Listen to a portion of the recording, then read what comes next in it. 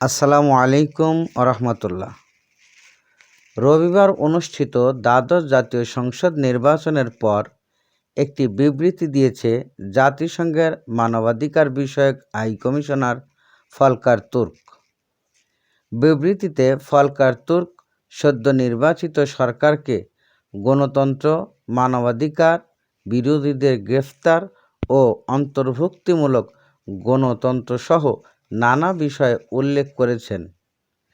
সোমবার দেওয়া বিবৃতিতে সদ্য নির্বাচিত সরকারের প্রতি গণতন্ত্র ও মানবাধিকারের বিষয়ে যে অঙ্গীকার তা ফিরিয়ে আনতে আহ্বান জানানো হয়েছে। তিনি আরও বলেন, আমি সরকারের প্রতি বাংলাদেশের সকল নাগরিকের মানবাধিকার যেন সম্পূর্ণভাবে বিবেচনায় নেওয়া হয় তা নিশ্চিত করা এবং দেশে একটি সত্যিকারের অন্তর্ভুক্তমূলক গণতান্ত্রিক প্রক্রিয়ার জন্য আবশ্যক শর্তগুলো জোরদারের পদক্ষেপ গ্রহণের জন্য অনুরোধ করছি।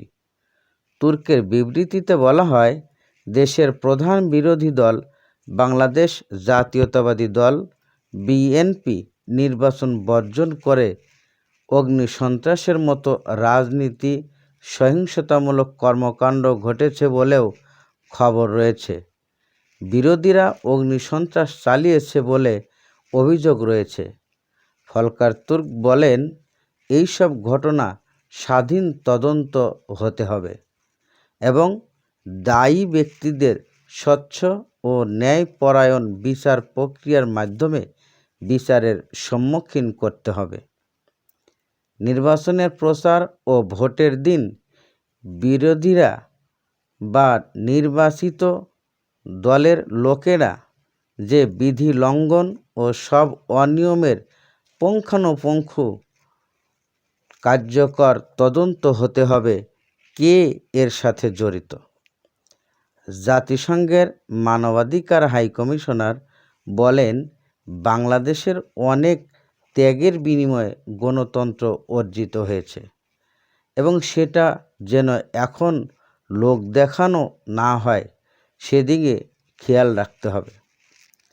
বাংলাদেশের উন্নয়নটা দেখে বোঝা যায় যে বাংলাদেশ একটি উন্নয়নের ক্ষেত্রে রোল মডেল হিসেবে অভিভুক্ত হয়েছে।